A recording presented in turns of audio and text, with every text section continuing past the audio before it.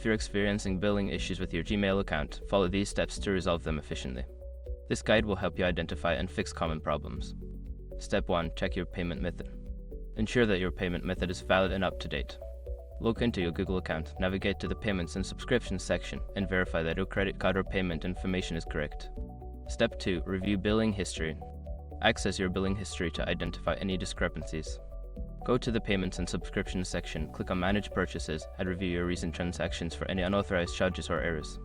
Step 3. Update billing information. If your payment method has expired or is incorrect, update it. In the Payments and Subscriptions section, select Edit next to your payment method and enter the new information. Save the changes to ensure future payments are processed correctly. Step 4. Contact Google Support. If the issue persists, reach out to Google Support for assistance. Visit the Google Help Center, select the appropriate category related to billing, and follow the prompts to either chat or email support for further help. Step 5. Monitor your account.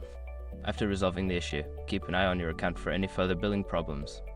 Regularly check your billing history and payment methods to avoid future complications. By following these steps, you should be able to resolve any billing problems on your Gmail account effectively.